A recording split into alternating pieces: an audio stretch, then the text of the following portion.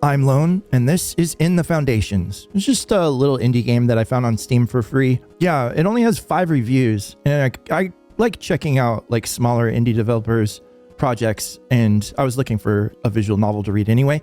And this one looks kind of chill, so I'm pretty excited about it. You can check it out for yourself. I left a link in the description where you can download it. It's just about somebody who's returning to their childhood home after a lot of time has passed. And apparently there's secrets in the house. So let's find out what they are. Wednesday, November 11th, 2026, 4:25 p.m. The sun is low in the sky. Unsurprising for this time of day, this time of year. Each November, as the sun sets earlier, you feel your body ache more. Deep in the bones, the muscles, the joints especially. You weren't made for this, the southern Illinois weather. That's probably why you left after high school. Or part of it. There's a lot of reasons you weren't living here anymore. It's been long enough, though, that the feeling feels like a memory underwater. It's not that cold, but being far away from any body of water makes the air dry enough that your nose bleeds at night. Being back here makes old injuries throb. You take a deep breath and let it out, haltingly. You drop your backpack on the ground and stare off into the middle distance. The wind whips your hair around your face. As night falls, the temperatures will drop from comfortable in your jeans and flannel to needing to put on your beanie to prevent constant shivering. You stick your hand in your pockets, idly rubbing the seam where the jeans and the cloth fabric meet, until the man next to you clears his throat and you snap your attention back to him. Gene is in a suit even after hours. You've never seen him dressed informally. Hey, you okay? Yeah, why do you ask? And you keep sighing. I'm sorry, it's not on purpose. I'm just breathing. So, what do you need from me? Oh, I don't need anything from you now. Here. He reaches his closed hand towards you, flipping it over and opening it. Inside are your dad's keys. The keychains are familiar, a Cardinals logo, a bottle opener from Buckwater Brew Works, that new local brewery he liked. Oh, is his dad dead? Okay, understood. That's why he's back at the house? Yeah, alright. He liked that brewery. You never got to go with him, but you didn't see eye to eye on beer with him anyway. Gene wiggles his fingers, indicating that he's waiting impatiently for you to take the keys. I thought you might want these as they were. Gene looks at you with concern on his face. Hey, is something sentimental on them? What is this key? You point to the larger, old-looking key. I didn't do inventory on everything that's there. I just, He looks sheepish. Sorry about your dad. You stare down at the keys, looking for some kind of eureka moment. You finally reach out and take them gingerly. They're warm from Gene's pocket. So the keys and... He starts to pat around his pockets before realizing whatever he's looking for is not there. Here, 1 second. I'll be right back. He runs off in a real slow, older gentleman kind of jog towards his car. The sun is setting. It's 4:49 p.m. Somewhere, a dog barks at a house down the street. Wouldn't be one you know. Lots of people around here have dogs. On the way back, Gene walks, and you awkwardly wait for him. He's carrying a small lockbox and some long, rolled-up papers. I was asked to give this to you. It was in the safety deposit box. He places the stuff in your hands and wipes his palms on his pants. As you look at the items, none of them seem familiar. The lockbox has a combination on it. The box looks very old and fragile, but the lock is new. The lock uses letters, not numbers, as you would expect. The documents are rolled tight, but the texture looks like drafting papers. What is this stuff? It's the stuff from the locked deposit box. I'll ask anyway, though. What is this stuff? It's the stuff from the safety deposit box. You hear him mutter under his breath. I swear I just said that you did. I'm sorry. I just wanted more details, but apparently not.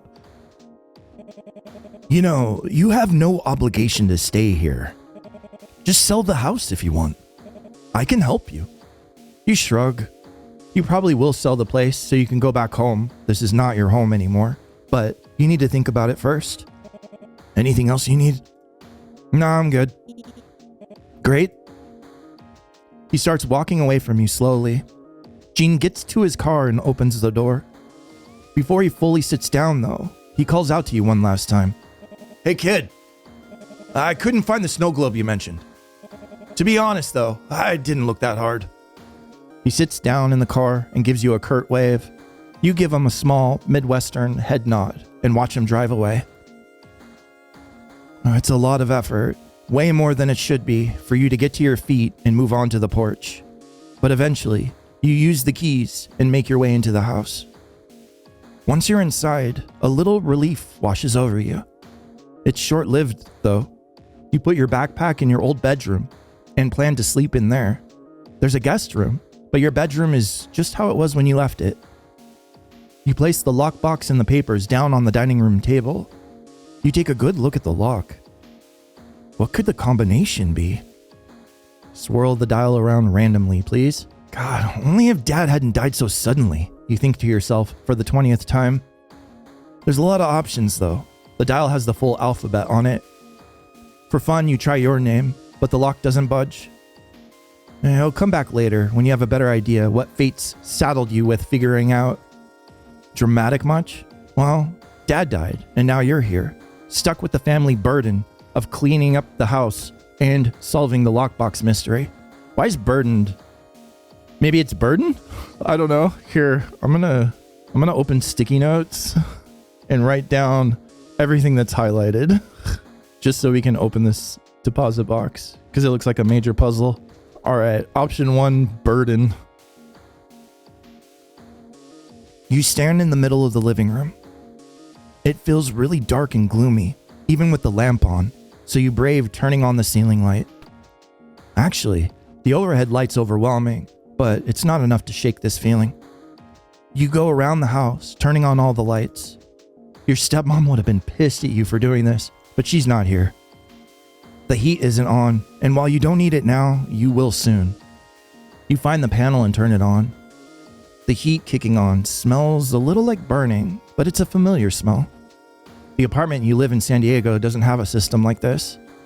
You don't really need one there, as the weather doesn't have the same extremes, but the smell is almost nostalgic, and this plus the lights being on makes you feel a little more at home. It's weird being alone here.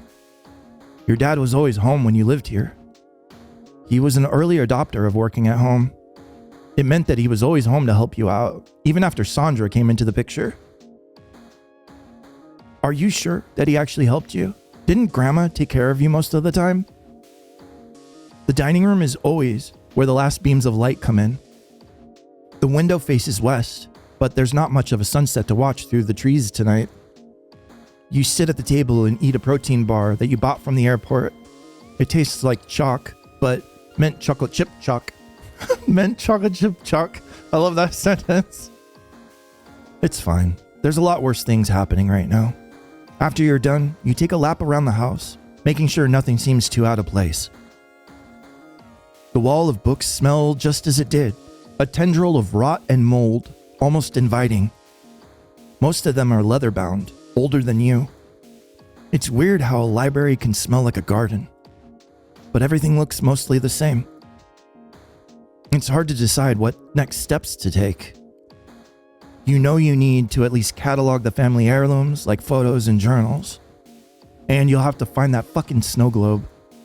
You asked your dad about it almost every year, and you're sure he's made excuses because he's broken it. But if it's not broken, it's probably down in Dad's... You hesitate when you think about the basement. Dad's dead. He can't get mad at you for going down there. Dad's definitely dead. But still, in the back of your mind, when you think about opening that door, you can hear him admonishing you. You'll have to get to it eventually. For now, you might as well go to sleep. Before you go to bed, though, try to open the lock? Yeah, here, I'm gonna save real quick too. There, I did a double save. So we can just keep trying whatever we want. You stare at the lock and try to force the code to come into your mind. Gotta try something. Burden? You put in the combination burden. You pull down on the lock. It stays closed. Maybe you'll figure it out another day. You decide to get ready for bed. Oh, I can reload it if I want. I don't know. They said we'll get other opportunities. So Sandra was a name, maybe. So let's try that. Sandra. You pull down on the lock. Your stepmom's name doesn't seem to open it. Okay, we need to write down these names then. I'll write down Sandra. Just to note that we've already tried that. So we tried Burden and Sandra and our own name too. Here, I'll write that down too. Our name. Even though we don't know what our name is currently. Hasn't been spoken. Or thought. Maybe you'll figure it out another day. Alright, you decide to get ready for bed. For no reason at all, since no one else is here, you close the bathroom door and lock it. The soap is still the same mandarin orange soft soap that it always was in the bathroom. You brush your teeth and stare into the mirror. There's a small crack in it that's been there your whole life. You run your fingers across it while trying to breathe slowly. He has a lot of apprehension about being back at home. Was he like abused by his father or what? What was the major tension that happened? He's super apprehensive about being here. Man, when you spit into the sink, you make sure the water is running. The damn thing used to get clogged all the time if enough toothpaste and foam got caught in the drain. Washing your face with the water at maximum heat, barely lukewarm, helps you feel more normal. As the water runs down your face, a little gets into your mouth, and it tastes a bit salty. You're not sure if it's because of sweat or tears lingering on your skin. Aw. Doing your full bedroom routine really gets you ready to fall asleep. You change in the bathroom with the locked door, still with the anticipation that someone might knock. Your room is pretty much the same as it's always been. You lie down in bed and get under the old scratchy covers. You close your eyes and try to sleep. It's quiet. The heater smell has faded away, and you've gotten used to it. But there's still something musty that permeates the vibes. You start to drift off, but you feel like you hear your dad walking around the basement. At first, since you're half out of consciousness, it feels comforting. But something snaps in you, and you sit straight up in bed. Get up. Oh, I should have saved. Whoops. You throw your blankets off to the side and stand up. It's probably because there's no background noise. Your room doesn't have a television in it. It never did. Before moving out, you usually fell asleep to silence. The only TV is in the living room. You could go sleep on the couch. It's very old and broken in. It's probably the only option if you want to get a good night's sleep. You walk down the hallway, as quiet as possible. Even though there's no one else here, you somehow have the itch in the back of your brain that you'll be bothering someone if you turn the TV on. Yeah, I have this too from being a kid. I think maybe it happens with very detached fathers that are not emotionally available, maybe. It makes you walking on eggshells around your folks, especially around my dad. And he was in the military, so it was a lot of distance between us. Well, a whole lot. I mean, there's a lot there to unpack, but we're talking about the character here. So there was definitely, at least from my experience, that kind of attention would cause you to tiptoe around the house and feel like you're bothering them constantly. Stuff like that. Yeah. On the way to the couch, you have to pass the basement door. As you walk past, you hesitate. This is where your dad would always be. You notice that you're breathing heavily. Your eyes feel dry. You try to unclench your hands and your jaw. The door scares you still. Open the door. Here, save. Save. Here, we'll just save right there. We'll do them in order. Open the door. For some reason, you feel compelled to open the door. After a few deep breaths, you swing the door open. You look down the stairs. It's pitch black. You feel too nervous to even try to turn on the light. You listen carefully. Only silence. You force yourself to close the door and walk past. You walk into the living room. It's a little chilly in this part of the house, but it doesn't bother you much.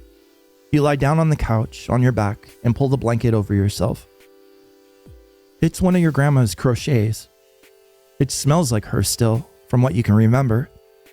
She died so long ago that it feels like most of your memories of her are a blurry mess. Except for her crochet and her knitting projects. Do we have a name that I can write down? I gotta pay attention. I'm not used to paying attention. The TV works, even though it's obviously older than you. You find the remote and turn it on. The room is almost pitch black, but the sound and light helps you relax. There's really only late night reruns to watch. Any apprehension you still have melts away. Your arm falls to the side of the couch, heavy. You almost feel like you could reach out and touch Scotty. Who's Scotty? Do I need to write that down? It's another name. Okay, I wrote it down, just in case, unless it's a character. His fur, the warmth. Oh, maybe his dog or something. But he's been gone since before you moved away.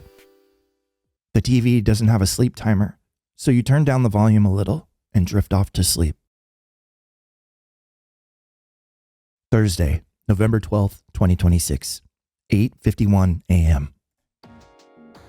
You've been up for a few hours. There's stale coffee in a can, and you use your dad's old coffee maker. Coffee is coffee, after all.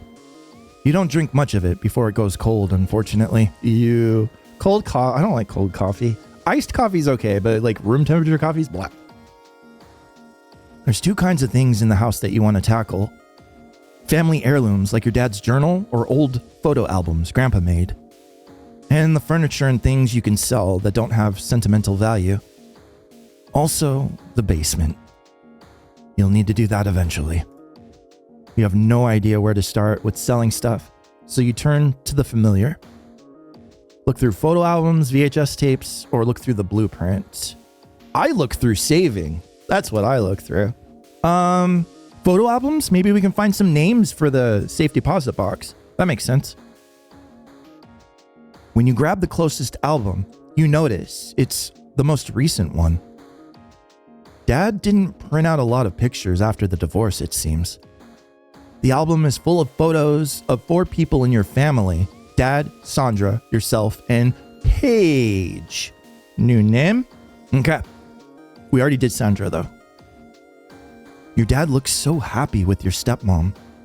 Many of the photos are from vacations. Your dad was really reclusive for the most part, but did love to go to the beach. It's kind of the same as me. Photos from the shore of Savannah, an all-inclusive resort in Honolulu. As you pick up the other, older albums, you watch Paige and yourself age in reverse. Tons of photos of Dad holding Paige as a baby, Sandra pregnant. Their wedding, where you were the ring bearer. You believe you were around 7 when they got married, but you don't remember? They look like they genuinely enjoy each other's company. You still can't understand why they divorced, but still, you hadn't been living there. It could have been anything. Another album back, one more worn, has photos of you as a toddler, images of you reading a book, sitting in a laundry basket. Only one photo of you being held as a baby by Dad. Yeah, it's kind of telling. He looks detached. He's not smiling in his eyes. They look exhausted. Or maybe he had other things going on, on the side. But if he was paying that much attention to Paige, then who knows? I don't know. But you keep going back before you were born, and finally, you find them. Photos of your mom. Something in your heart shatters when you realize you can't remember her name. But you keep looking and flipping over photos. They're all blank on the back. You believe this is your mom with her parents, but you never met them either. They were also both dead before you remember. There's no pictures of you with anyone from her family, actually. No photos of you and her. No photos of Dad and her either. Just like she never existed. You stare into her face. You think hard, but it comes to you almost like it's placed there in the back of your mind. Catherine. Perfect. Almost like you can hear her say it. She looks like you. You bet she wished she could have met you too. So his mom died too? I don't know. You feel a strange jealousy of Paige and all her photos with her mom. Before you even get to the photos of your grandparents, you already feel overwhelmed. You'll box these up later. Alright, what else we got? Look through the blueprints? Sure. You go to the dining room table and unroll the papers. The papers are blueprints for the house. You don't really know how to read them. They're very fragile, and you hesitate to completely unroll everything. You can tell one of them is the floor that you're on: kitchen, bathroom, bedrooms, and living room. The dining room seems to have been added later, as the house is really old and got some more modern amenities in it. There's a second page that looks like a basement. It's not very big. You don't remember much of what's down there, except for it's one large room with shelves. The only time you went down there that's in your memory still was tainted by your dad screaming at you. As you poke around, maybe he was a serial killer or something. As you poke around, you find a third, much bigger page. It's the oldest page. It's faded so much that understanding any of the markings isn't possible, at least for you. You're not a blueprintologist. That would be like an architect or an engineer, right? It does look huge though, compared to the other sheets. It's possible the scale is different. Maybe Jean will know more about this. Maybe it's a sub basement. Look through the VHS tapes. You look through the VHS tapes that are on the shelf. There's children's movies and stuff. You want to play them, but there's no reason. You also find a lot of recordings your dad and your grandpa made. Grandpa loved to record things from the TV. There's family movies too. The shelf is pretty packed, except for a few missing tapes. They're in chronological order. The missing tape, one is from before you were born, and the other is from recent times. You pop in one from your childhood. It's a tape from when your dad was teaching Paige how to ride her bike. You were in your late teens. Every time the camera pans over to you, you look sullen and unhappy. And you know why. At this point, you had clearly realized your dad favored this family over you. When you needed to learn to ride your bike, he hadn't helped. Your stepmom had tried, but you didn't want her. You wanted dad. And he was too busy in the basement. But for Sandra and Paige, he was deeply involved in homework, driving lessons, birthdays. A twinge of jealousy leaps up your neck to the back of your head. It burns. Proud of you. Your dad being proud of you.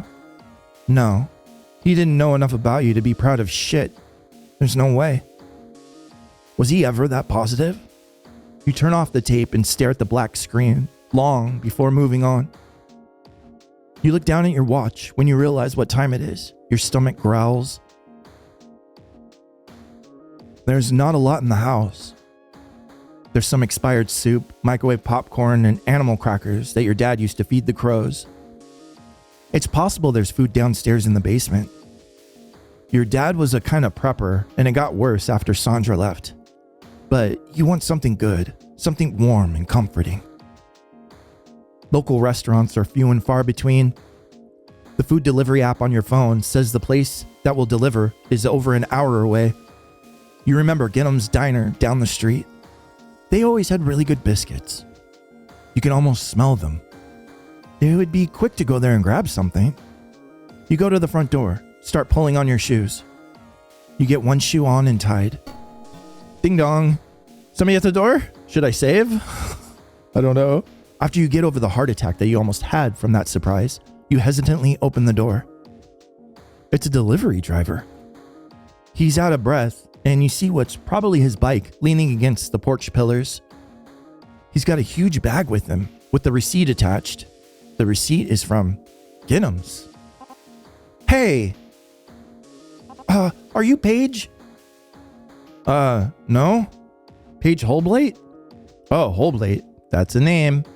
We're writing that down. That must be their last name. Okay, cool. We got more to try. I could just save here and reload and try these names. Yeah, let's do that real quick. Here. Let me save right there and then go load there. Yes, I'm sure. I just want to see. Try and open the lock. Hold wait. You pull down on the lock. Your last name doesn't seem to open it. Okay.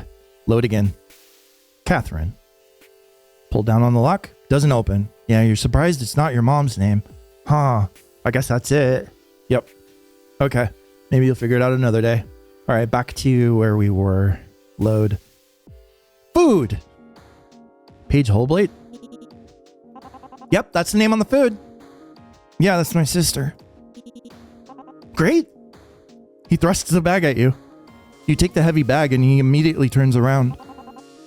Tell her thanks for the tip. You look at the receipt. She sent you what looks like a week's worth of diner food. Oh, that's kind of nice of her. Eggs, fried chicken, mac and cheese. Multiple orders of biscuits with extra honey butter. Your stomach growls. You realize you're standing there with only one shoe on. You go back inside and put everything down on the dining room table. Opening the bag makes you realize they threw in extra pancakes and fries. Oh, stop it, game. You're making me hungry. There's lots of food. It'll be hard to eat all of it. You don't eat it all at once. You space it out. You're going to be here a few days. Unless you're stuck here for longer than you expected. You try to figure out why Paige did this. How did she know? You haven't talked to her. Jean's the one who told her you were going to be taking care of the house. You aren't that close to your stepmom or sister, and this is probably the nicest thing Paige has ever done for you. Maybe she's hoping you'll reach out? Yeah, call your sister. After we save. Part 2. Saving Boogaloo. Call your sister. You pull out your phone and call her. The phone rings repeatedly. You grab a few fries and shove them in your mouth. Nom nom nom nom nom. When Paige finally picks up, she sounds concerned. Hey, I can't believe you called me. I'd ask who died, but he already did. Jeez, that's some dark humor. Paige. Holy shit. Okay. All right. Very funny. Please don't contact me. No, it's very funny. One of us needs to be. I'm very funny. Sure you are. Anyway, did you get the food already? Yeah, thank you. I did. You're welcome. Enjoy the extra honey butter. All right, you gave that guy a huge tip. Did I? I didn't realize. Yeah, it was like 50%. Well, I had to call the order in, so maybe I misunderstood how much it was. Once I thought about ordering for you, I think I picked half the menu. Felt almost like an out-of-body experience. Hopefully it's enough food for the week. Should be. Yeah, it should be. Glad to hear. I know I can't be there, but I just felt like I had to help. Somehow. I hope it goes well. Let me know if I can do anything else. Yeah, don't worry. Oh, I'm not worrying. So, ask about all this stuff. Save again. Ask about the blueprints. Ask about her mom. Ask about the lockbox. Do you know anything about a lockbox that Dad kept in a safety deposit box? No. What's in it? I don't know. I can't open it. What kind of lock is it? It's got a whole alphabet around it. Instead of 1 through 40, it has A through Z. Well, if you can't get it open, why not smash the box? Oh, what if something in the box is fragile? Oh, maybe the snow globe's in there or something. Oh, sorry. You couldn't see me, but I rolled my eyes and shrugged. Oh, thanks. That's very helpful. Do you know what the combination might be? Try my name, your name, our last name. I tried all those already. Yeah. Oh, I haven't tried my name yet, but I don't know what my name is. A unique word? Unique word. Yeah, I'll try to figure it out, I guess. Ask about her mom? Hey, how's Sandra? Well, she's fine. I guess it's weird when your ex-husband dies, but she's not heartbroken. Oh, that's good. I think. I mean, could you ask me how I'm doing? No, I'm sorry. You're right. How are you? I'm not sure if you know this, but my dad died. Oh God, Paige, please. she's a kidder. That page. Ask about the blueprints. Hey, do you know anything about the house blueprints? No. Why would I? Wait, why do you? They were in the safety deposit box. There's a main floor and a basement, but there's a third page that Gene gave me. Are you sure he just didn't accidentally give you a wrong page? Nah, this is definitely from the Hoblet house. Maybe it was an extension he planned? Could have been from when he married your mom. No, the paper was really, really old though. It's almost faded away. Maybe mom would know though. I could ask her. Yeah, that would help. Yeah, would definitely help. Thanks. Of course. All right. I guess that's the end of the conversation. I gotta go eat before this all gets cold. Sure, of course. I have to be honest though. This place freaks me out. I feel really safe here. Not really. This place kind of freaks me out a little bit. I don't know how long I'll stay. Well, just do what you can. No one can fault you for not wanting to be there. I know it's not typical for us, but please call me anytime. You hang up, noticing your stomach already feels a little better. You should really eat a full meal though. While you eat, you stare at the lockbox. Do you know the combination now? You put the rest of the food in the fridge. I don't know it. I've used all. Yeah, there might not be much else you'll get done tonight. Might as well try the box again. I already tried. Yeah. Say, I don't know my character's name. Nobody said his name yet. So, Scotty. Try to open the lock. Yeah, there is one name. I forgot to try Scotty. How about Scotty? You pull down on the lock. It stays closed. Where even would your dad have left this information? Something in the basement? In his journals? Oh, the basement. You decide to get ready for bed. Yeah, there's no other names except for our name. But we need to figure that out. On the way to the bathroom, you walk past the basement door again. It's open. Just a small crack. Did you leave it open somehow? No, it was definitely closed before. Look downstairs. You push the door open a small amount and look down. It's so damn dark down there. You should take a step down. That was interesting. The text made a sound. If you want to go down, you'll need to turn on the lights. You should turn on the lights. You feel around the wall until you find a switch. It's like we're being controlled or something mentally? I don't know. You should flip the switch. You stand in front of the door and flip the switch. The light doesn't turn on. You flip the switch on and off. Nothing happens. You should go down there. You look down the stairs, but you're too scared to take them. Something cold brushes against your arm, like a breeze coming from the basement. You feel like something else is in here with you. Is someone there? You feel stupid in the silence of the house. There's not really anything down there except for bad memories. When you close the door, you make sure it's completely latched. You wiggle the handle side to side and push on the door, making sure. It's definitely closed. You quietly wash your hands and brush your teeth. It's so silent in the house. It almost feels unbearable to make any noise. No one would be bothered if you did, but it still feels wrong. You decide to just go to bed on the couch because you know you can sleep there. Once you're wrapped up in the blanket again, you feel relaxed. Warm, even though the house seems cold and empty. You stick your arm out of the blanket and turn on the TV. The light flickers across the room. Ever since you were young, you had times when you could feel yourself falling asleep. It was as if you could control the beginning of the dream. This really only happens when you're here, you think. Dream thoughts, something in the synapses, flashing, chaotic. As if you weren't the one they came from. As if they were real memories, sliding away into the sounds and the murmurs on TV. Maybe tomorrow you can go down into the basement. Friday, November 13th, 2026, 11:04 a.m. You've been going through your bedroom for a while. You have bags and items for donating, selling, and trashing. It's been weird going through all your old stuff. Most of it isn't relevant to the you that you are now, but when an item has a distinct memory tied to it, you take a little longer to ponder it. The nostalgia in the house feels a little stronger today for sure. You feel more comfortable in the house than you have ever felt, even as a kid. I mean, that's a good thing. You just wish you weren't doing it alone.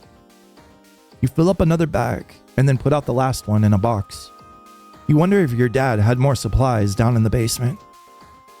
You walk to the basement door and try the light again. The light bulb is for sure burnt out. You look through the kitchen and bathroom for light bulbs and you can't find any. There's not a flashlight anywhere that you'd expect. You would prefer to get the light working again anyway. You need to go to the local dollar store and grab more bags. Might as well grab bulbs too. As you're putting on your shoes, you really don't want to leave, but you know also that you need to get into the basement, so you go. The dollar store is the biggest store here since the big box chain closed. As you're walking through the battery aisle, an older man walks towards you. He seems vaguely familiar. You try to look away, but he stands in the middle, in your way. Hey, you're Mark's kid, right? Yeah. The old man grunts. Mark Hoblate. Yeah, you poor kid.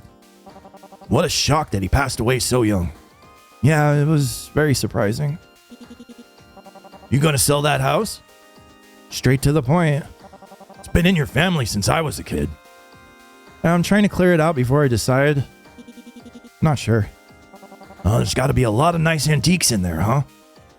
How about I come by tomorrow? Take a look. Sure. Yeah. I mean, trying to get rid of stuff, so sure. Sounds good. I'll come by in the afternoon. And maybe I'll get some cash in your hands. He passes you by, coughing profusely. You grab trash bags, batteries, and light bulbs. Luckily, the cashier is young and doesn't know who you are. The price you pay is half what you'd pay at home.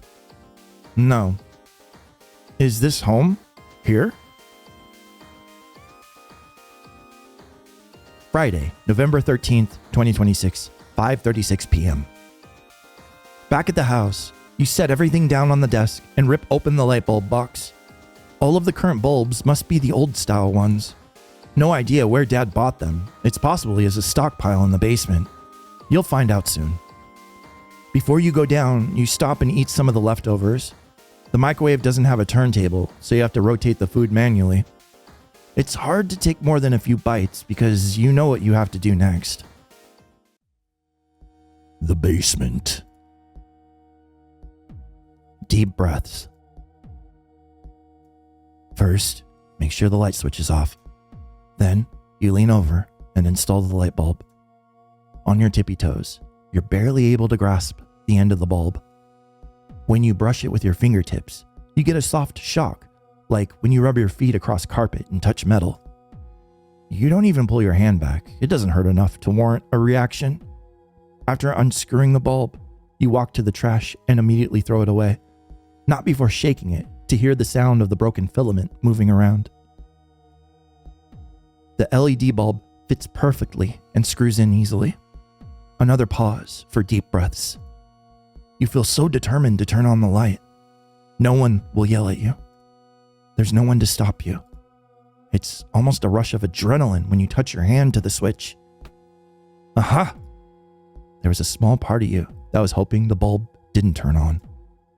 Maybe something was wrong with the wiring. It's a very, very old house, but unfortunately, you can now go into the basement. The basement is small, but there's a lot of stuff in it. Your dad must have been more of a prepper than you thought. It's a good storage area though, so of course Dad had all of this down here. House supplies like detergent, MREs, canned food. There's a ton of half-finished projects like ham radios. Dad's desk with his journals, notebooks, and loose paperwork on it. Giant buckets of salt and heat lamps. Knitting and crocheting supplies that you remember your grandma using in photos. When you look at all of the supplies down here, you get overwhelmed. You're not sure how much mental effort you can use right now. Today's been a long day, and you're already exhausted. Go through the desk, probably, but we're going to save first, obviously. Look through his projects. Check the food. Take a sip of coffee. That's cold. Ugh. Oh, that's awful. Dreadful. Yeah, let's go through the projects. Or desk. Desk seems the most important. We need that lockbox open somehow. The chair looks so comfortable, and when you sit down, you actually relax. Under the desk, there's a small space heater that looks really old, warming up those tootsies. There are loose papers and envelopes all over Dad's desk. You shuffle them around until you find what you're looking for. Dad had a huge stack of notes that he wrote, and they were always down here. You had no idea he had so many journals, or that he wrote so much in each one. There's also a family tree on an old fragile paper. All right. Journals, obviously. The notebooks, I mean, it's kind of invasive, but he's dead. He's not going to care. The notebooks are dated, and you start with the most recent. Most of the pages have tables on them with numbers. They look like daily logs of percentages, temperatures, and numbers that you can't understand. Huh? Weird. The temperatures look like they fluctuate between 76 and 80 degrees, which means it's not the weather. One of the columns seems to track something called SG, but you don't know what that is. SG. I'm going to write that down, okay, just in case. It's written once a week, and it seems to hover around the same number, 1023 to 1029. There's also a stat signifying pounds, counting down from 0, and then starting over at 60. Once it hits 0, your dad would make a check mark. None of this makes sense. There's also some dollar amounts, but you're not sure what it means. The notebook also includes pages of actual journal entries. It feels a little invasive, but you read a few of them. February 20th, 2016. It's an extremely cold winter. I've spent a lot more money than usual heating this place. Paige has also been trying to come down here a lot. I don't know if she was just bored over school break, but it's hard to tell her no. Sandra keeps her away. Sandra hasn't ever asked questions, thankfully, but she's been asking to sell the house since Taylor left. As we get older, I'm running out of excuses, yet I can't go. July 28th, 2017. It's getting too hard to do this, to keep hiding, even though I need to do it. The undertaking, it's too much. But to hand it over, I need to get them out of here. I know it's going to take a while to get Sandra to leave. She loves me too much to just agree to a divorce. Honestly, my body hurts. Taking the supplies up and down the stairs, I'm just trying to stay prepared. Wanting them out of the house. Is it like serial killer stuff? I don't think so. It doesn't go with the vibe of the game. Yeah, I don't know. It feels too personal reading your dad's thoughts. You skip forward to one of the later entries in the book. June 28th, 2020. Sandra's gone. Page 2. It was excruciating to be mean to her. I was surprised at how sad I was about it. Not that I thought I wouldn't feel anything, but the last few months, alone, have felt like torture. I tried to accept that in order to do my family's duties, they couldn't be here. Everything feels like dust, however. It's my mission to make sure Taylor comes back so I can relieve myself of this secret. Oh, so he was going to tell us about whatever's going on here? Interesting. You remember your dad asking you over and over to come back home. It felt like he was having a midlife crisis, but you couldn't bring yourself to do it. There's a huge gap here in entries. You skip to the final one. September 9th, 2024. I can't get Taylor to come home. I don't know what to do. He's still so mad at me. I need to tell him about the house, about the millstone, but I can't do it over the phone. I almost asked Roy to help with Abby, but I know he'd asked to take the place instead. He doesn't understand why he can't. It's not just a house, it's a contract. I guess I'll just keep trying. There's a huge gap between this entry and now, but the logs still persist. Up until your dad's death, he was marking every day in here. No more personal thoughts, though. But who the fuck is Abby? Huh. There's still more journals here to read. You step back away from the desk and decide what else to look at. You're tired, but you gather yourself up to keep going. Look through... We already went through all his desk contents, right? Yeah, never mind. So now we can look at the other stuff. Here, let's try these other words. So let's save. And then load our lock. All right, I've tried all of these words and no joy. No good. Look through his projects this time. We'll check the food last. You walk to the large container to see what's over there. There are light bulbs and batteries in the back corner. Of course there are. You grab some of them and put them near the stairs so you can take them back up. There's a ton of electronics, some of which he built and some he bought. Ham radios, refractometers, a newer looking kit to make a synthesizer. Oh, cool. Your dad wasn't really into music, though you remember him singing to himself a lot. Look through the sealed boxes or Grandma's knitting supplies. Hopefully we can do both. Let's be super safe. Grandma's knitting stuff. Grandma's knitting supplies are down here, and what looks like a ton of unfinished projects. When she went into the nursing home, she couldn't hold needles or hooks anymore, so she left them to your stepmom. Sandra probably just forgot they were down here during the divorce. It was surprising, quick, and acrimonious, so she probably wasn't concentrating on that. Your dad didn't know how to knit. Paige might. There's still more to look at here. You know there's enough in this basement that it'll take you days to cover.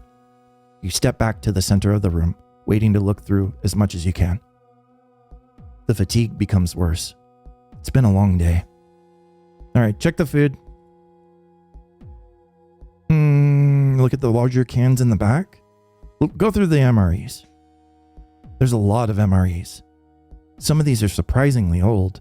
It looks like the most recent box was made before you were born. Gross. They don't have an expiration date, but you assume they're safe to eat. You could bring some up to eat if you wanted to, but just the thought of it makes your stomach flip. There's also a bunch of protein powder, cookie and cream flavored. What? Sorry. It's just my personal opinion. It's gross. Exactly. Hopefully the food pantry will take it. There's still more to look at, but you're not sure what else will be relevant. You walk back to the middle of the room. You feel a little relief looking through your dad's stuff. You can maybe force yourself to keep going a tiny bit more. All right. The only thing we have is the food at the back of the larger cans in the back. Industrial size cans of Vienna sausages. What? No. Gross, dude. Those little wieners. No, thank you.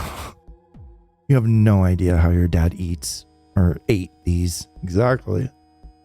He would make them every holiday, and you never went back for seconds. The can is so big, though. There's no way he could eat them all before they went bad. But then again, in an apocalypse, if it was the only food source, next to them, canned vegetables, especially pickles and beets. Those are good. What surprises you is the amount of potted meat. There's a box and tons of cans of Spam. No one in the family likes Spam. You also have no idea how he's managed to find these 4-pound cans of Spam. Jesus Christ. Each box has 15 cans in it. You know that kind of stuff lasts for a long time, but you can't get over the texture. You never liked corn hash either.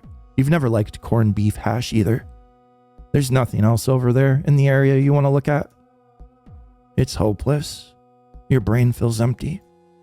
It's probably a good idea to stop for now. Even though you were apprehensive about coming down here, you feel better now. Before you go back upstairs, you should decide what to do with some of these things. You start with the cans of food. You'll definitely not eat these sausages or beets. Beets are yummy. They're not antiques or family heirlooms, so who cares? You should not get rid of anything that is down here. Yeah, that isn't our voice. That's a separate voice. denoted by the sound. What? Why not, though? You don't have a purpose for most of this stuff, even if your dad did. But you do. Do you really? The food Dad was storing here isn't anything you'd eat. And how would you even get it back home? There's a feeling that slices through your brain. Not painfully, but cold. It freezes you in place somehow. The supplies should stay here. You may need them. You shake your head. What is going on? These thoughts are audible. They're clear, like a bell, shaking in your ear. The voice feels motherly, soft, and warm. Your voice is shaky, but you make yourself say something. Is someone there? Do you really want to know? Yes? I've been waiting here for you. I'm still afraid to show myself. Is it a ghost or what? What's happening? Save. Save. Oh no. I need your help.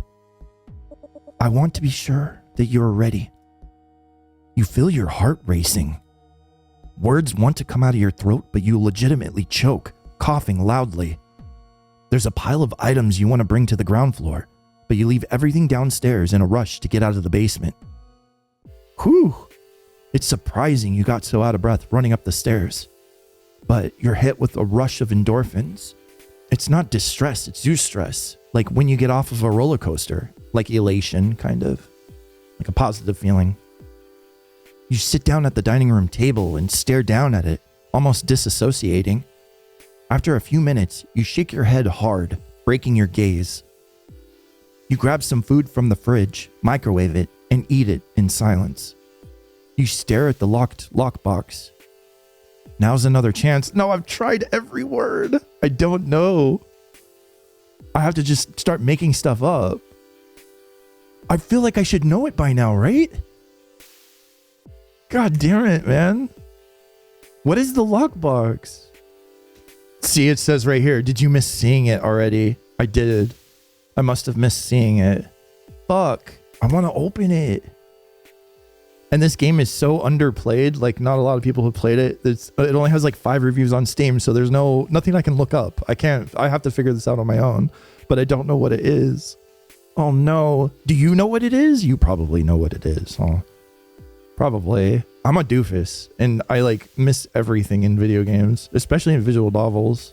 I'm kind of a moron like that, so I probably missed it. I wrote down so much, though. I wrote down like 12 names. Tried everything. I've typed in everything I can think of. I missed seeing it. So, bad ending, confirmed, probably. I hope not.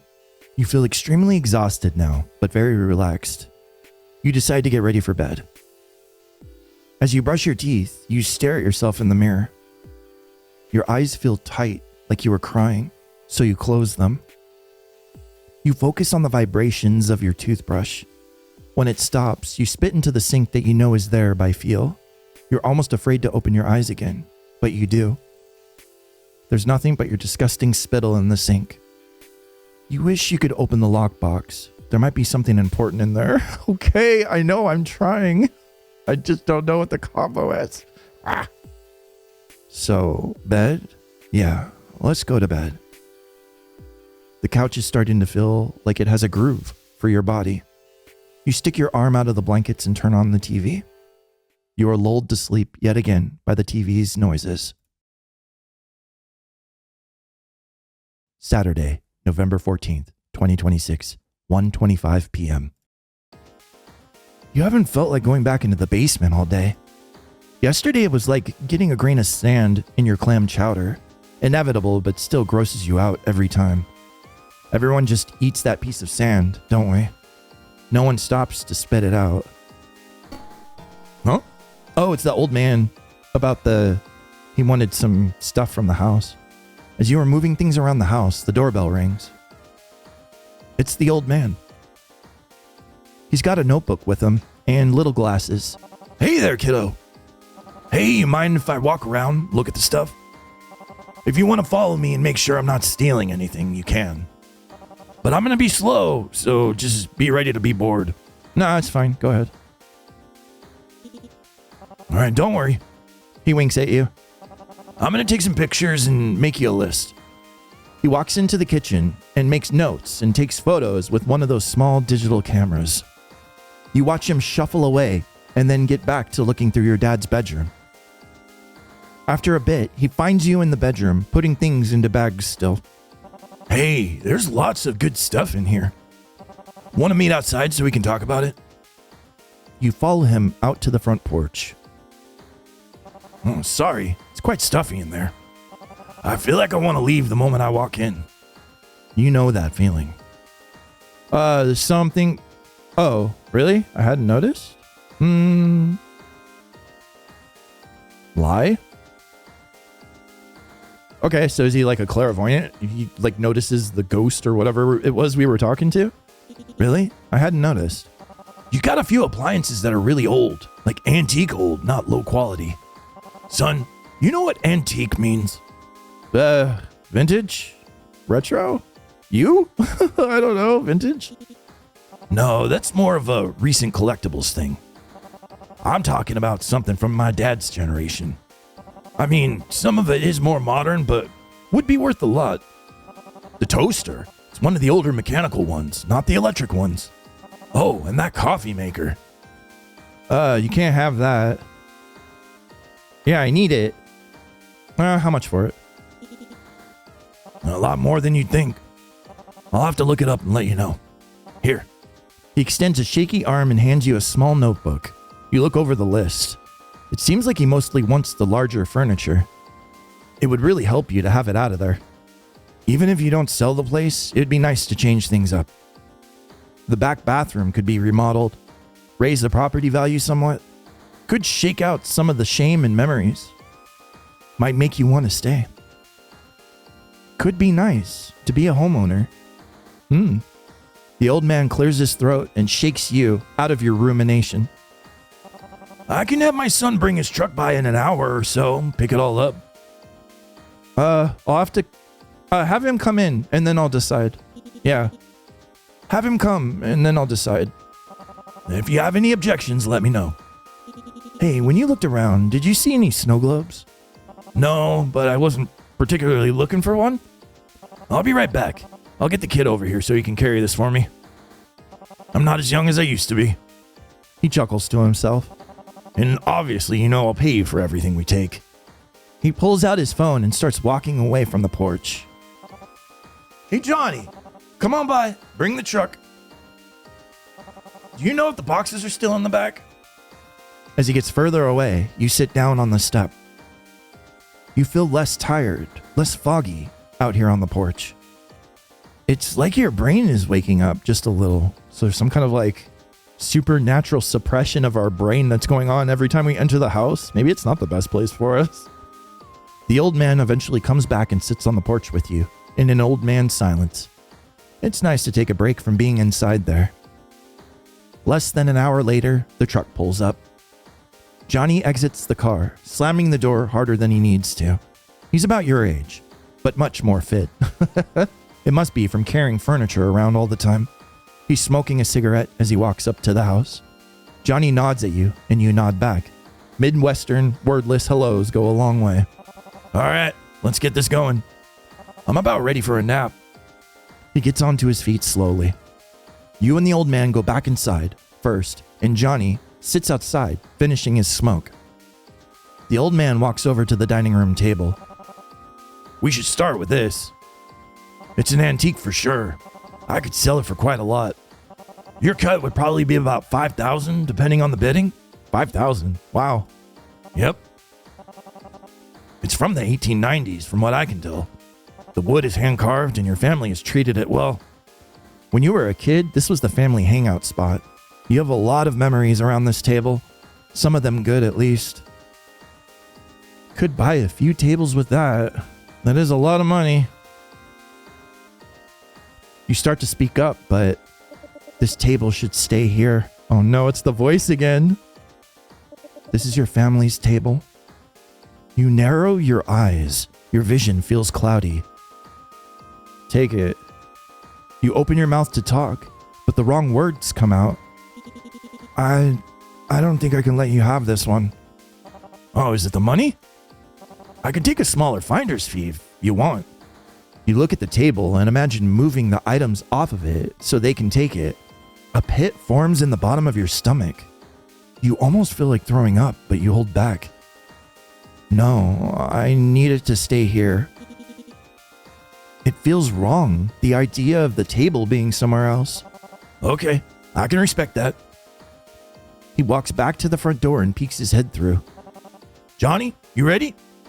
The two men start walking through the house. You follow them around and let them take some end tables and the toaster. His son takes pictures of the table anyway. It makes you feel weird that he's doing it. The old man takes a look at your sister's old room. So the dresser, the nightstand, and the bed frame are probably from the 1920s? You know how hard it is to find solid wood furniture now? You have no idea, really.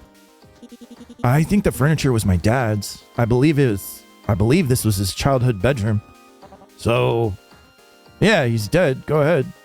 I'm not planning on kids. is that a yes? Go ahead. Yeah, you're good. They begin collecting the furniture. The old man is surprisingly strong, and neither of the men asks you for help. Once the bed frame is out of Paige's room, it feels surprisingly empty. They leave the mattress, and you keep it on the floor. You walk the two men to the door. I'll let you know when the pieces sell. Call me if you change your mind about the table. Johnny, who has said nothing the whole time, gives you a full, genuine smile as he lights up a cigarette. He walks to the car, and the old man standing, staring at you awkwardly.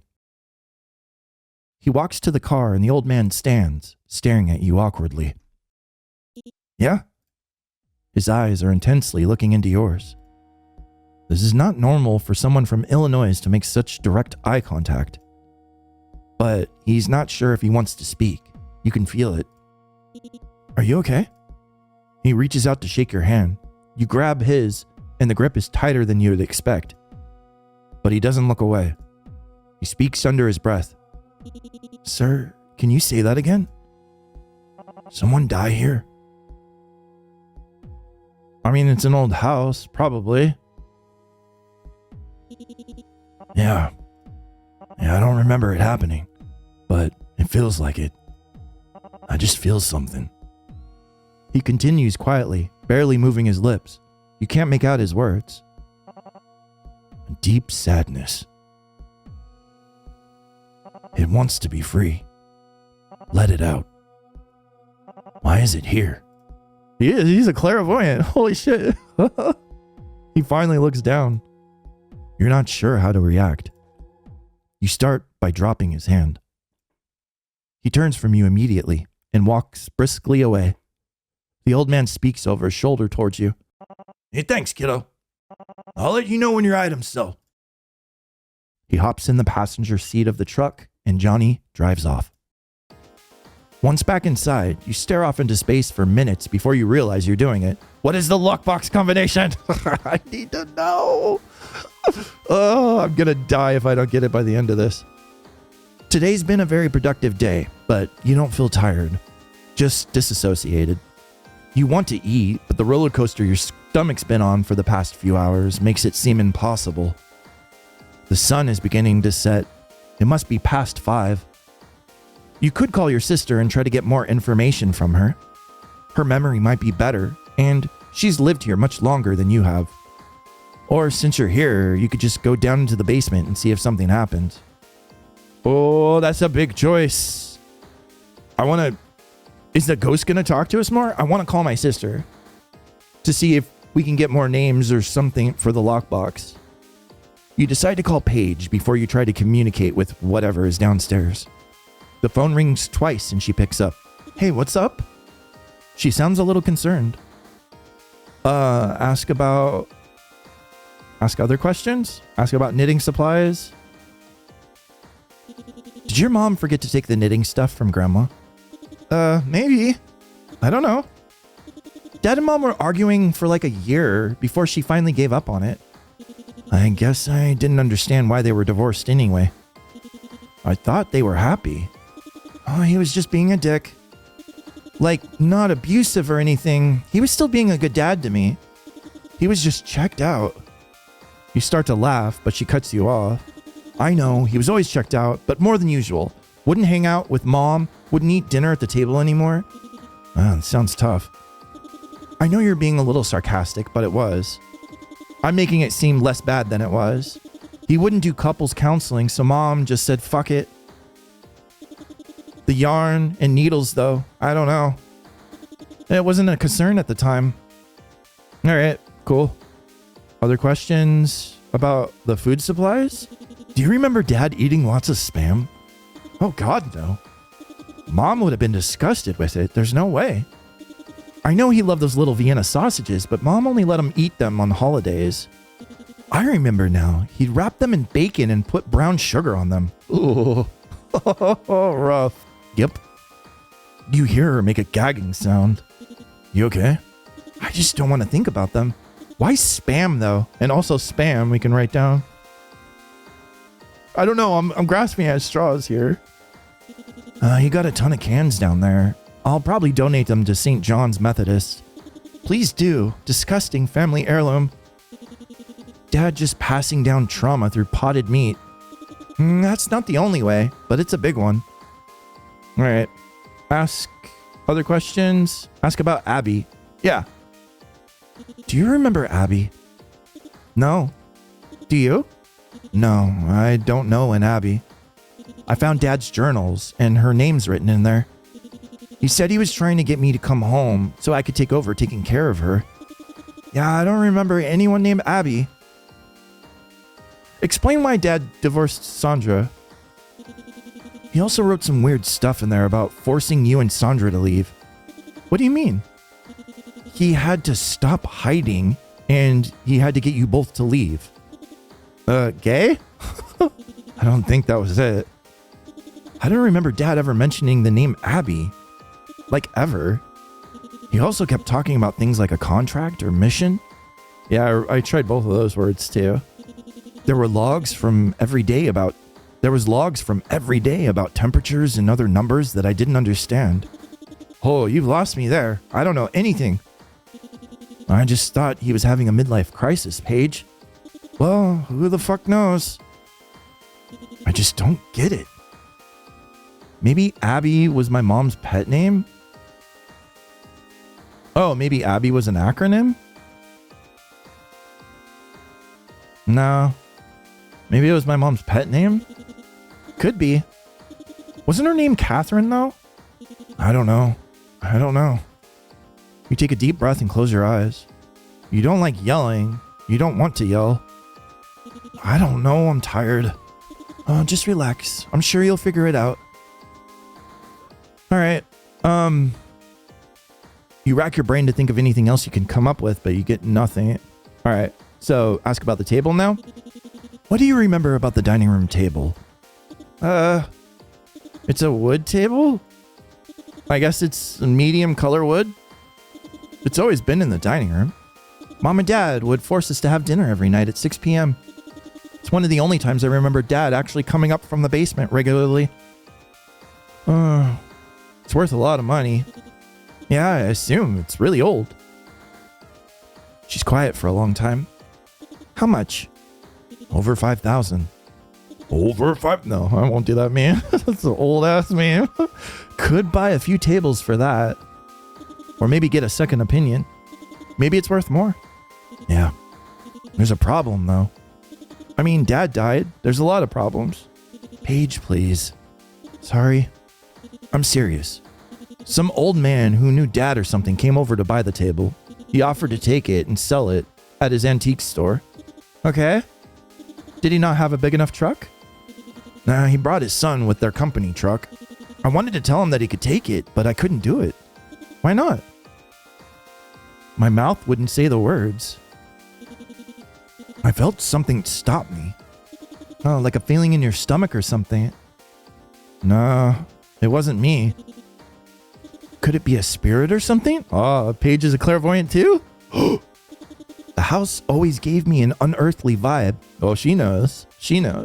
Maybe. Did I ever tell you about the time I swear I heard Dad talking to someone in the basement while Mom was gone? Oh, he talked to himself a lot. No. I heard another voice, though. Oh, that's peculiar. There you go again, talking like you're from the 1950s. What? I say peculiar. Peculiar is a regular word everybody uses. Who says peculiar like that? Everybody. Peculiar is a normal vernacular. ... I'm sorry you felt weird about the table. It's normal to do things you wouldn't expect when grieving. You gotta try to be nicer to yourself. Yeah, I'm trying. Remember when Scotty died? Yeah. You didn't want to throw away his collar for a while. I remember I found it in the back of your nightstand. Why were you looking through my nightstand? I think you hid the TV remote or something. Yeah, probably. I did manage to give them your old bedroom furniture. Mine? I promise I'll give you half of what it sells for. Okay, but please ask me if you get rid of anything else from my room. All right, sure. Spirits? That's all we got left. Did you ever feel like there was a spirit in the house? What do you mean? There's something here with me. Huh. Do you think it's sinister? No, not really. Yeah, it hasn't done anything overtly. No. But it's talked to me. Talked to you? Like you heard voices. Sounds kind of scary. Yeah, it just doesn't... Maybe just a little? No, it doesn't feel scary. Yeah, it doesn't feel scary. You know, I never had any supernatural experiences there. I don't think Dad believed in ghosts. No, not that I can remember. My mom doesn't. I don't remember anything in particular happening to me. It's an old house. Could have been people died in it before. It's been in our family for a long time, so maybe.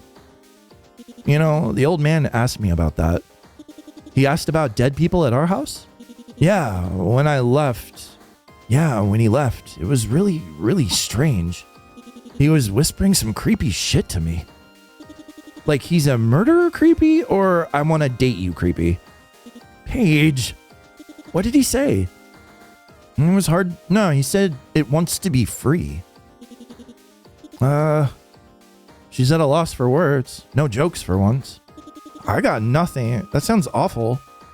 Oops, didn't mean to do that. In my experiences though, I've never talked to a ghost or anything. Over the phone, you can faintly hear someone opening a door. Well, if you feel like there's something there with you, stay safe. Leave if you need to. I know we're not close, but I can't have you getting killed. Mom will be upset. Thanks, I think. All right. No other questions. We're done. End the conversation. All right, I should go. Hey, have you heard from Uncle Roy? Uncle Roy. Let's write that down. Oh, wait, have I wrote down Roy? No, I already wrote down Roy. Never mind. I got all excited from a new name for nothing. I already tried Roy. I didn't try Uncle Roy, but I'm sure that's not it. I haven't talked to him in years. You know, when Mom and I moved here, we used to spend a lot of time with Uncle Roy. The investments he made really paid off. His house is huge. He's right on the beach. It was a little weird to see him so much, but when Dad died, he stopped answering my calls. I went over to check on him yesterday. That was when I decided to send you the dinner. What did he say? He was concerned that you might not want the house. To him, it's really important that it stays in the family. So he knows about something. Can you give me his number? You should call him. I will call him. Absolutely. Yes, sure. I should have saved. Oh no. I should have saved before that choice. It could have been, well, now I'm saving after, so it doesn't matter. All right, sure. All right, thanks. I know you're busy right now, but just sometime soon. Yeah, it's fine. I have some more stuff I want to do today. Okay, I think you might need a break though. Yeah, probably. All right, bye. Bye. It's grown dark out, and you pace around the living room. The only thing that feels right at this point is to go down into the basement. Your heart feels as if it's twisting as it beats. Even your arm starts to hurt, like maybe you're having a heart attack right in front of this door. You force yourself to touch the handle. It's cold. You try to turn it on, but it won't open. You push the door with the full weight of your body once, and nothing happens. So you do it again. And of course, it unsticks, and you have to stop yourself from falling down the stairs. Your voice catches in your throat as you call down into the dark. I can sense you. I'm so glad. It is a ghost. Oh, ghost. Save. I'm so glad. I thought you might never. Please, come here. You reach for the switch and flip it. You step down the stairs slowly. The temperature seems to drop dramatically. You wish you had your grandma's blanket from the couch. At the bottom of the stairs, you force yourself to speak out again. Do you have a form? I do. You start to see something corporealizing before you. It starts out looking like a blob and then takes shape. Oh, that's Mom! Is it Mom's ghost? Did Dad kill Mom? And that's why he was talking with her. And that's why he wanted... Oh, yeah. And then he wanted his current family to leave because he was in an awkward position. Maybe he didn't kill her. Maybe she just died in the house. Yeah. And was just at unrest here. And she was like threatening to haunt his current family out of jealousy or something. Yeah, that might be it. It grows arms, legs, and a soft face. Your eyes look back at you. Yeah, it is Mom, but something is different. A face you've only ever seen in photos before. Mom? It does look like your mom. The mom you never met. You start to feel a heat that climbs up your neck, onto your scalp. You breathe faster. It, the ghost of your mother, hangs in the air before you. When you move your head from side to side, the shape shifts. But it is unmistakably the woman from the photos. You feel compelled to speak. I need to know. Ask her questions, of course, but it's a choice, so we should save. 5? Cool. Ask her a question. I want to ask all of these. And I want to ask about the lockbox. I am only focused on the lockbox. What are you? What do you think I am? I don't know. Either a hallucination or, a ghost. Yeah, probably. Are you afraid of ghosts? No, not really. I'm happy to hear that. You think she's smiling at you. The face warps and contorts. It's almost scary, but your heart is already racing. But it doesn't matter what I am, does it? I am here. I have been here, in this house, for so long. As you try to think of what to say next, you feel a hand stroke your cheek. Lean in. Pull away. I don't know. Lean in. It's warm and comforting. You feel your heart slow to a normal pace. How is she doing this if she has no form? Ask her more questions. Ask who she is. Who are you? Someone who loves you. Someone who has loved you for years. I've known you since before you were born. But me, I'm afraid to tell you. You try to focus on her face. Tell me the truth. Are you my mother? No, did you die here? Yeah, that's kind of what I want to know. I should have saved, but oh well. I do not know if I would call it that. She puts her hand over her face. You hear a faint sound of haggard breath, which feels impossible for a ghost. When she speaks again, it's quieter. I do love you. I have prayed that you would come back for me. But worst of all, I cannot answer your question. But I need to know, why not? Her shape shimmers and changes. Can she tell you're concerned? I want to, but telling you will change everything. It will taint your childhood, your relationship with your father and his father. Interesting. So it's a whole family secret that's been passed down through the family, maybe? It doesn't make sense with his mom then. Admit that you're afraid? No, I'll ask her what she wants. What do you want? I need your help. I'm trapped here. You have to help me. You look directly into her shape, trying to figure out what she is. You can't shake the feeling that she must be your mom. What you can see in her face sometimes looks like your own. God, you seem so familiar. I'm not surprised. I promise, I've always been here. You're starting to feel relaxed, even through the fear. She shimmers. Her face seems to be pleading. I cannot leave. I cannot care for myself. Only you can help me. Last question. Admit you're afraid? I don't know if that's a big deal, saying that or not. Oh, this is really scary. How is this happening?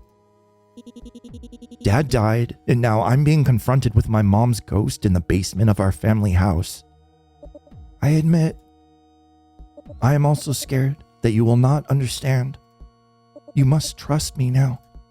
I guarantee I can make that fear go away. I can make all of your pains and anxieties go away. This is one of my specialties. I will fix all of this for you. She looks directly into your eyes. Stare back? Fuck. Fuck. It's all happening at once. Stare back. You somehow keep your eyes straight, trying to understand her face. As you search the void, top to bottom, you feel a calm wash over you. You're not sure if it's because you've had a few minutes to get used to this, or if it's something else. No, as you continue to stare eye to eye with her, as much as that's possible with a ghost, you start to feel euphoric. It's not like being drunk. There's no nausea or shakiness.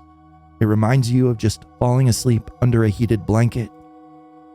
The vibe of the room seems to shift. Whatever she's doing to you is starting to build, slowly, from something gentle, caressing your skin, to electricity on the back of your neck and shoulder blades. As the tingling travels down your body, it feels like vines growing, encircling every inch of your arms, legs, and torso. A faint breeze blows, and you smell San Diego, faint salty air, surf wax, and sage.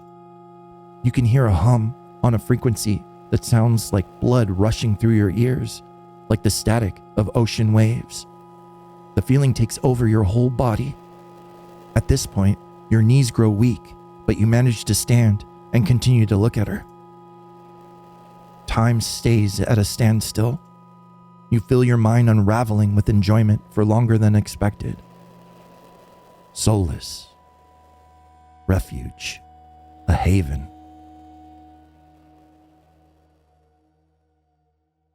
Slowly, you become more alert again. You feel your toes in your socks and your arms against your sides. It feels exhilarating, addicting. Uh-oh. What did you just do to me? Aren't you my mom? Can you do that again? Sound like an addict. Uh-oh. It's addicting? Uh-oh, I can't save. Why can't I save in those slots? Is that as far as we can go? Oh no, I got it. Okay. It was just being finicky. I don't think this is our mom. Aren't you my mom? Be patient. I'll explain. But something's changed. You know deeply in your heart that she will not hurt you. Oh, no more questions. Reach out and touch her. You put your hand out towards her. As your fingertips dip into the vision, you feel nothing. For some reason, you expected it to be cold and wet or humid, but it's just a visual with no form. How is that possible if you felt her touch you before? Can't think of any other questions. I guess we gotta move on. You feel vaguely satisfied in her answers, but you're not sure why. You can trust your ears. Can you trust your ears, your eyes, and your mind? You've begun to feel like you trust her, but why? She's done nothing to earn it. But something does feel familiar. And then she speaks again. You hear her more clearly than ever before. This is not how I wanted this to happen. This is not what I did last time. But because we're here now, I do not have another option. Please, give me time to explain. Okay. You want to know what her story is. You could not pull yourself away even if you wanted to. You take a deep breath. Something washes over you. The smell of Midwestern summer, pine and rain and honeysuckle. The orange soap from the bathroom upstairs. The taste of honey butter and fresh picked corn. You almost start to get taken away by pleasure again.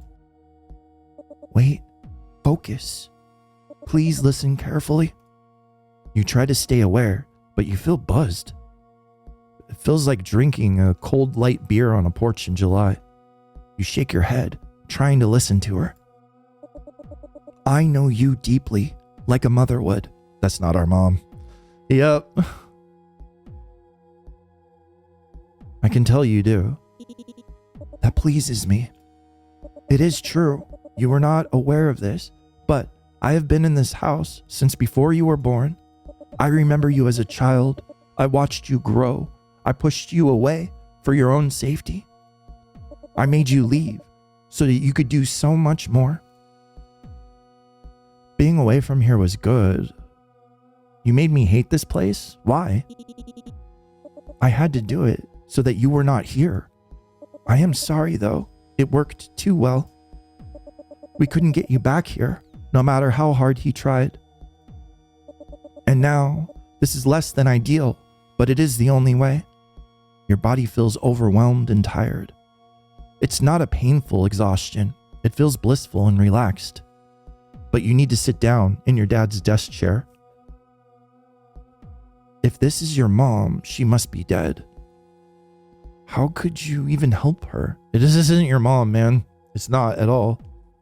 Her body is down here somewhere? Nope, I don't think so. Yes, it is. Oh, it is? Her body is down here. So it is a ghost. Okay. I was beginning to I don't know. I don't trust it. Yes, it is. And I cannot get out. Wait. I didn't say that out loud. Can you read my mind? It is surprising you did not realize from what I just did to you. Oh, I've had a lot of things going on in the past few days, so I'm slow to catch on to something. Please be nice to me. Before I agree to help you, I need to know something. Abby? Come on to ask. Save files are going by quickly. Abby? Are you Abby? The form swirls more than before, almost in anger. I hate that name. I understand I look like your mother, Catherine. She makes a noise, almost like a sound of pain. Can ghosts feel pain? Unfortunately, I must be honest now. Your mother used to live here, but she has been gone for many years. So it's not our mother. I have felt no deeper sadness in my person than in your dad when she left. She saw things that she should not have seen. Did you read all of your dad's journals? Do you know what happened? She knew about me. No, I didn't read that much. She should not have known I was here. Your mom rightfully left. When she found out about my suffering, she could not bear it anymore. Your dad would not let her take you. He clung to you, hoping she would return. This is why I assumed he was so afraid to tell you. So why pretend? I knew that you would like this form. Oh, so what are you? What are you? I know how much you wish you knew her, and I hope you would accept me if you thought I was her. Please forgive me.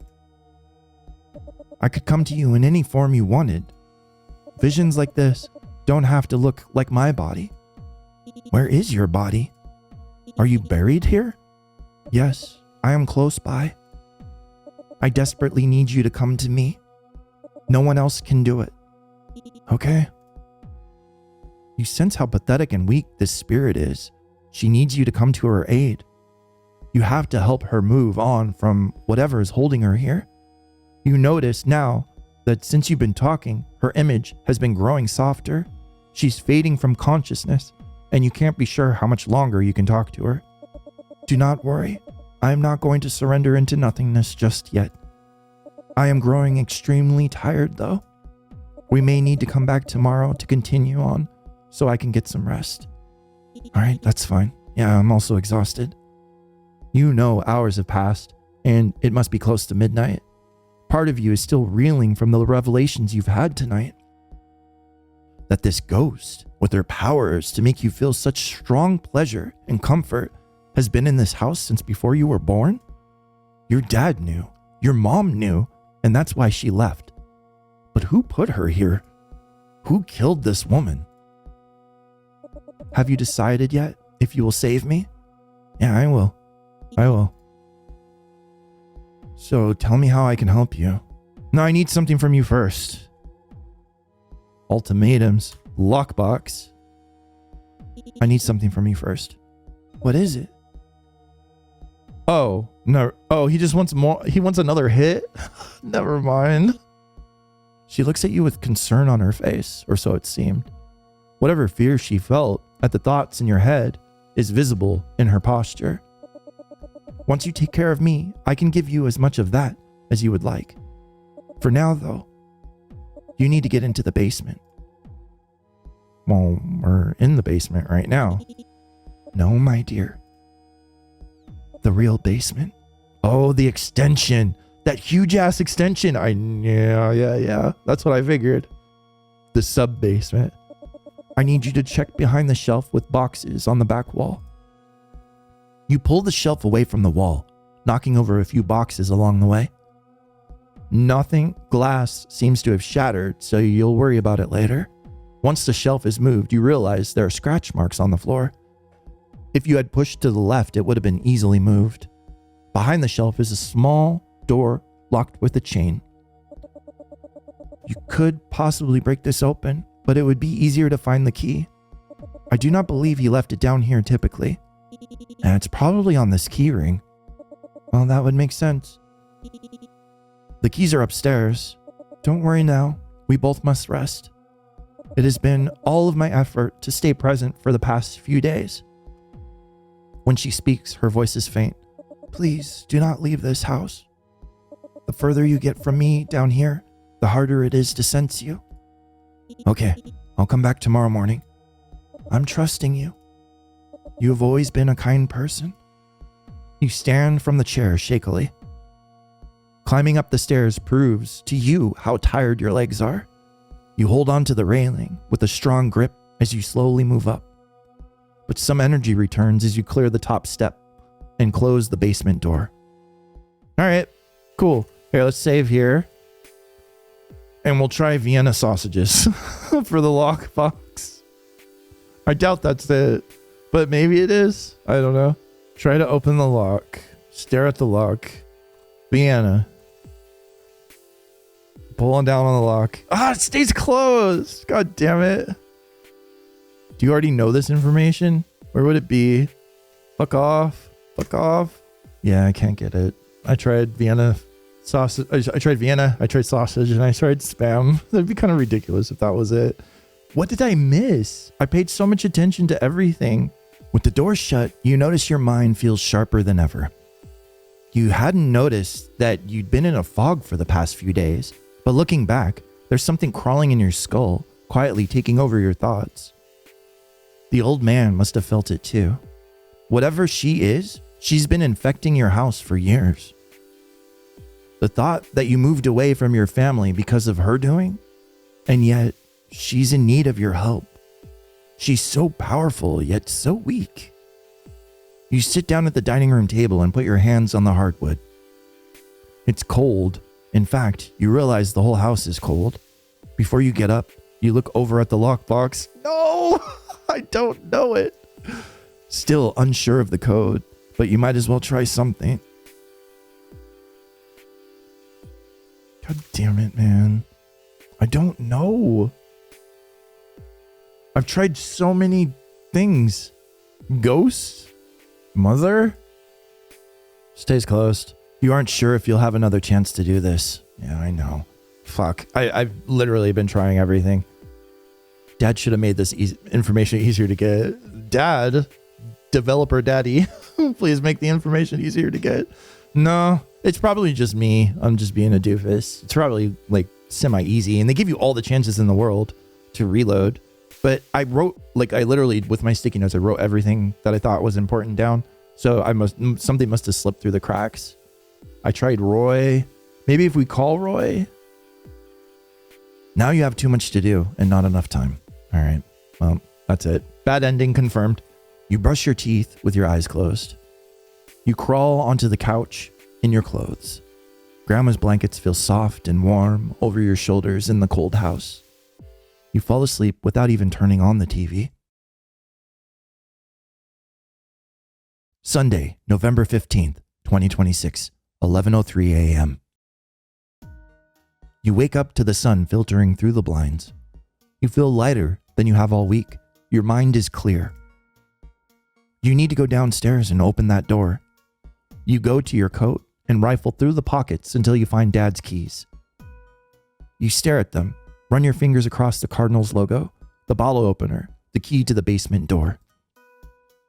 You need to do your duty. Duty. I even tried duty. Yep. Duty. Do you think that Dad would ever forgive you? But why didn't he let her go? What is down there? Something that's loved you? Something that needs you? You attempt to eat the last of your leftovers, but you can only stomach a few bites. To maintain a semblance of routine, you decide to read the news on your phone, as if nothing weird was going on. When you check your phone, you notice a missed call and a voicemail from your sister. Listen to the voicemail. Her voice sounds thin and weird over the recording. Hey Tay, I talked with Mom. That blueprint isn't from any wing they were building. She looked at some old documents. It's got to be way older. She has no info about it. She also said that you can sell that table or whatever. And she doesn't think Dad killed anyone. Call me back when you can. Down in the basement, it still feels warm. But you can't feel any presence there. At this point, you've grown able to tell when she's there. So you sit on the ground in front of the locked door. You pull out the keys and stare at the door. There's nothing there. Are you sure she's okay?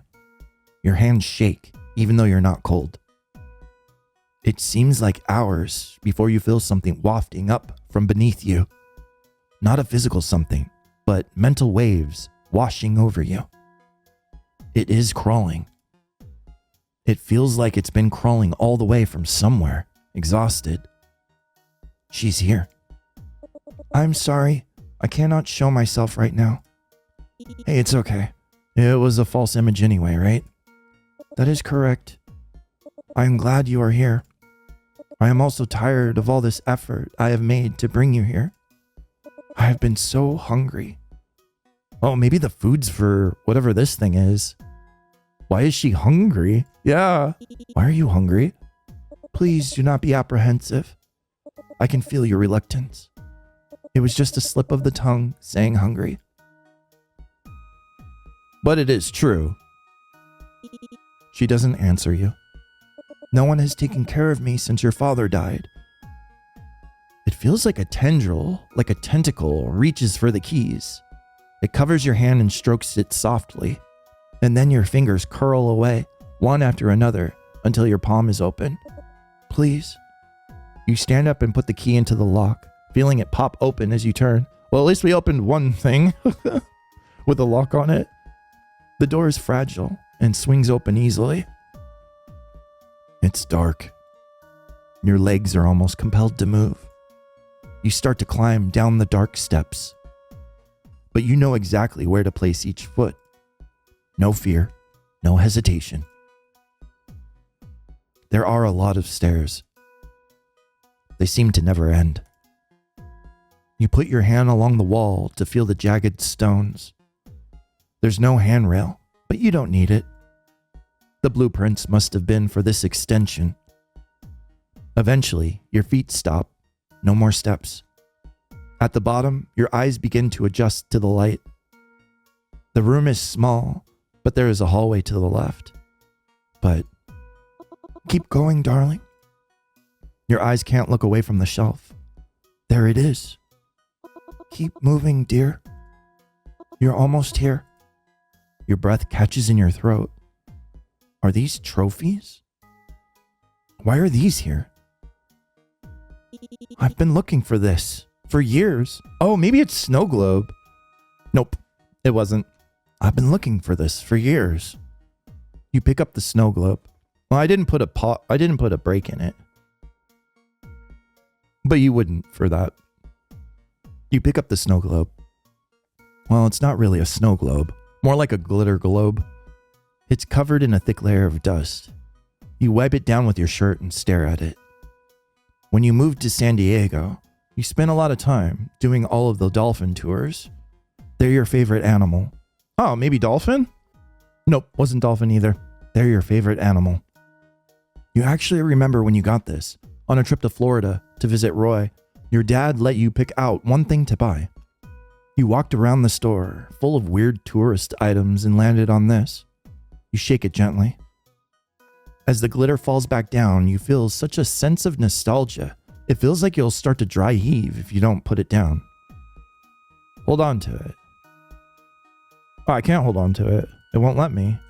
Weird. Why? Why can't I hold it? I guess put it back on the shelf. You gently place it back. I must be missing something. As you do, you notice a thick layer of dust on the shelf. To make sure, you put it back down in the empty circle where it was. Taylor? Yeah. Please, keep going. You are almost here. You turn to the hallway and start walking. The air grows humid and warmer. You start sweating before you know it. Your shirt is wet along the collar. It's not long before you enter a huge room. It smells like a fish market down the street from your apartment. 3 walls are stone, and one looks completely black from where you are. There are no more doors. Nowhere else to walk to. The room is empty of most things, but you can hear a low humming, like a vacuum in the other room. You find a large trash can against the wall. When you take a look inside, you find empty cans of Spam. It smells disgusting. You walk closer to the black wall. Once you get up close, you see that the wall is a huge pane of glass. You kneel down and look at the edges and touch the wall. The glass is very, very thick and covered in algae along the bottom. Oh, so it's like water? Filled with water. You stand and look up. The top of the glass doesn't touch the ceiling, as the ceiling is so high up that you cannot see it. When you listen carefully, you can hear the sounds of water moving. Yeah. It's like a big aquarium or something. Are there dolphins in there talking to us? There's a ladder leaning against the glass that you could use to climb to the top edge. You stare into the water in the faint light. Are you here? Finally, you hear her. It makes you realize that there was no real audio before, just a hallucination inside your head. Welcome to my prison. This is the strongest you've felt to her, whatever she is now. Where are you? What are you? What are you? Where are you? I will show you. The water rumbles, and you place your hand against the glass. Oh, is it like an eldritch? Yeah, it's like an eldritch being. How did it get teleported down here? I wonder. Yeah, so it's like a Lovecraftian monster down here talking to us. Huh. You stare at the massive monster. It extends completely in all directions. You hesitate, and they're in Illinois. They're like completely landlocked. It needs to get to the ocean. That's going to be a tall ask. No wonder. Okay, this makes more sense. You hesitate to describe it, even in your own mind. There's no creature in the lexicon of humanity that could express what is in front of you. Her form terrifies you, and it's beyond any guesses you could have made. She is all things, and you feel your mental state draining as you look her up and down, a giant eye closed in the center of your vision.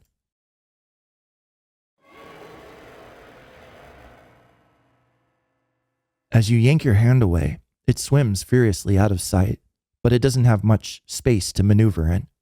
It whips around in circles, and you dry heave uncontrollably. Tentacles. Aw, she's cute. One of many limbs pans by you. It hits the glass, and you fall onto your knees. I am sorry if this is horrific, but this is what I am. Caged. Bound. The ground shakes. You hear the water slosh. I am a higher life form. For an immortal, this is torture.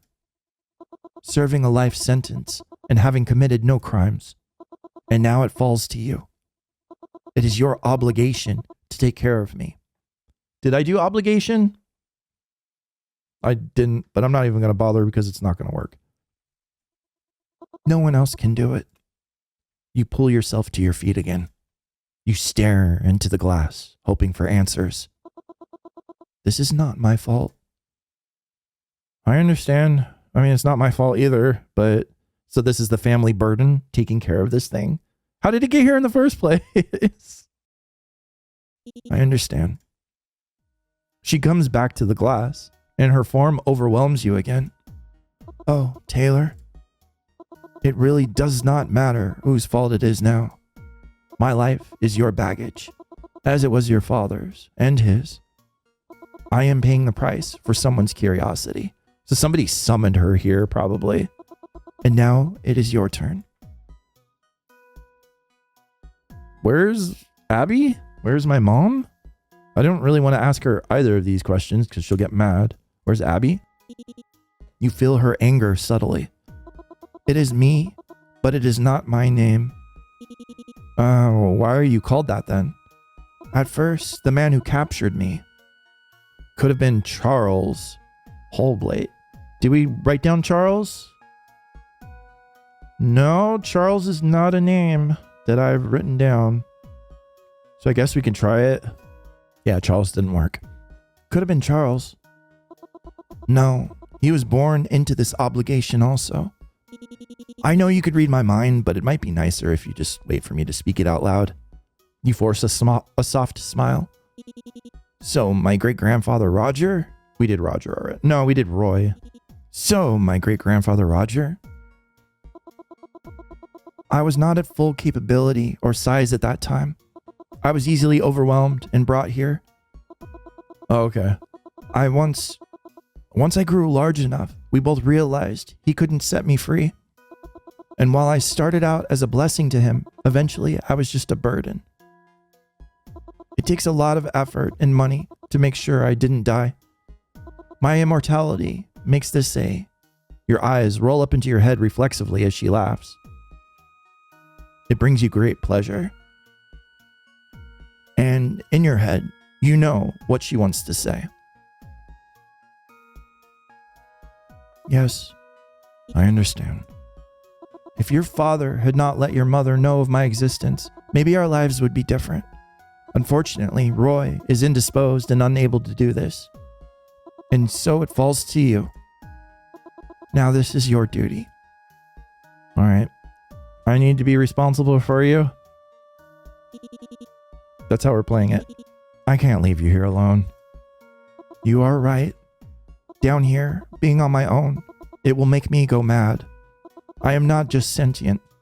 My abilities are deeper than you know now. And so, I will grow incredibly bored. So, although I am stuck here, I still have reach. I cannot guarantee I would not become sadistic. I cannot promise that it would not be levied against your family. But I do know that if you stay here, we would be happy. You feel such empathy with her. You know this to be true. I have told you what was done to me. I have shown you some of what I can do. I need you to decide now, please. You think about the suffering that the creature must be facing, hungry, alone, and trapped. But you also know that your family's choices don't have to haunt you forever. You could sell the house. Whoever bought it could keep her, feed her, and do the things she needs. Yeah, write that on the real estate listing. Sure. Eldritch Abomination comes with the house. Oh man. No discounts. You have to pay for it. That adds value to the home. Eldritch Abominations. Do you want her to die? It doesn't seem fair for her to die, but it's not fair for you to also be trapped. You could stay and continue your dad's work, automate her needs, give her ability to access the world through the internet or some other way. And the drug-like high she gave you, it could be the tip of the iceberg of what she can do. Once you accept all this, you feel clear in your decision. Yeah, I'll help you. You know you'll be trapped.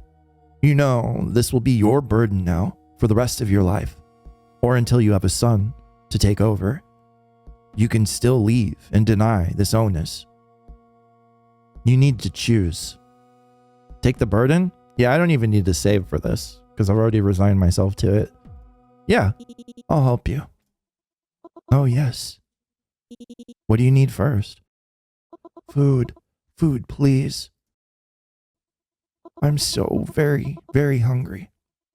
Thank you for being so kind to me. You settle in easy with her. She was right. It's clear she cares about you, and you treat her better than your father ever did. You find Dad's suppliers and negotiate better discounts than he could. He was always bad with people. You get her fresh food and a variety of food. Unsurprisingly, she doesn't care how things taste, and she also hates spam. She's back to full strength in no time. Aww. After a few weeks, you find yourself spending more time with her, down in the room with her tank. One of these afternoons, she helps you imagine you're lying on a soft towel on Paraga Beach in Greece with the sun beating down on you. You almost feel like you're getting a sunburn. The sound of the waves, the seagulls overhead, the smell of seaweed. In the quiet, you can feel her probing into your mind. What are you reaching for in there? Some old memories. And what did you find? Something newer? You've been yearning to ask me something. I don't know if you'd call it yearning. Ask. What should I call you? You can continue to call me Abby, as your family has. But you don't like that name. This is true. What would your people call you? Firstly, they are not people. Secondly, they would not call me she as you do in your head. It's more comforting for me to think of you that way. You know, she, like a ship. Instead of as a monster that I am. I don't think you're a monster. And I know I can't talk about you with anyone, but it would be nice to give you a name. I remember everything that's ever been known by my species for all time. Oh, should be easy to pick a name then. Any traditional name would be unpronounceable by you anyway. Well, let's go simple then. The one I would like translates vaguely to the dreaming deep harbinger of the abyssal mind. That's why they named her Abby, maybe. Oh, that's a serious title. What about Cordelia? You can feel her pull her attention away from you and towards something else. Almost instantly, she comes back. You feel her, with full force, push the text of King Lear and the video from every episode of the shows Buffy the Vampire Slayer and Angel into your brain. Why? You immediately start gasping in anguish. It burns as your cells intake the information all at once. But a minute later, your breath calms. The information she feeds to you like this is permanent too. You sometimes still forget what you had for breakfast, but you'll have forever the memory of every outfit Oz wore. From Angel, okay? Or Buffy the Vampire Slayer, not Angel. That's a separate one. I cannot find a reason to not form either of these. That still is really intense. Can you warn me next time? Yes, please forgive me. So her name's Cordelia. Okay. So you're just putting I see you're putting that Wi-Fi connection to good use. It's funny. I can reach out to all others of my kind. I can sense their minds. I can request their help. But I cannot reach humans outside of this place. My range is just not enough. Yeah, we're not as sophisticated, unfortunately. You will not have much of a chance to use a name for me with anyone for now. But you will need to one day. There is a lot I can do, but I cannot help you live forever. Yeah, I know. Aw, they're like a old married couple now, basically. After a few years, you upgraded all the equipment so that you can take time away. Your dad didn't know the internet well enough to find some of the electrical appliances that you know about. She was vaguely upset to hear that you've taken apart cat feeders to make her an automated setup. It makes her feel a little infantilized, or whatever feeling she can feel that's close to that. Cordelia cannot send information out to the internet, but she can read anything on it. She ferociously ingests as much as she can and relays what she thinks is helpful to you. This isn't a bad ending. There's even things she's taught you that will help you get her out of here one day. You can take time away, but you usually don't want to. For the most part, you spend your time taking care of the house or her. You never get used to sleeping in your old room, even after you refurnish it. Eventually, you bring the couch down into the basement, the real basement. Most of the time, you sleep down here with her. Under Grandma's blanket. Cordelia plays visions of your father's youth, your grandfather's youth, and your childhood. It's much, much better than falling asleep to the TV.